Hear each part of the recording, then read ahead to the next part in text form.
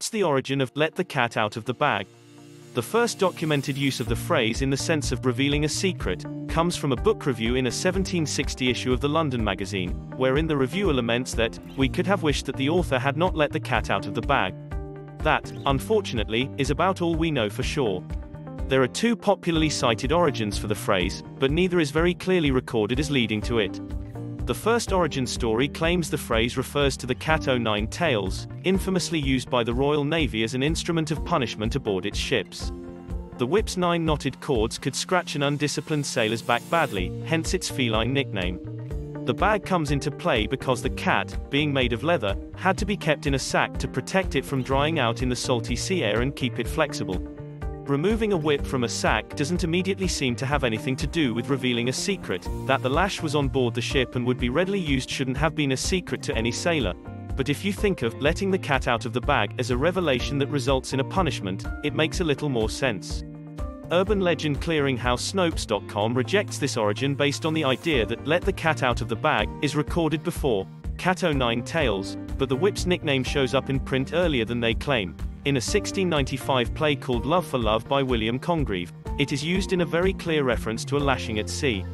The same thing can't be said about "let the cat out of the bag," though, and there aren't any recorded uses of it in a nautical context. Or maybe it relates to livestock fraud. The other explanation for the phrase is that it was born from a ridiculous bit of livestock fraud. Supposedly, merchants would sell customers live piglets and, after putting a pig in a sack for easier transport, would sometimes swap the pig for a cat when the customer looked away. The buyer wouldn't discover they'd been cheated until they got home and literally let the cat out of the bag. There don't seem to be any recorded links between the phrase and livestock markets, or even much evidence that this sort of con was commonplace. Pigs were bagged for sale, though, and Richard Hill's Commonplace book from 1530 offers some advice to merchants that led to another idiom: "When ye proffer the pig open the poke." There's a certain implausibility to the trick, too. Piglets big enough to be taken to market differ in size and build from domestic cats.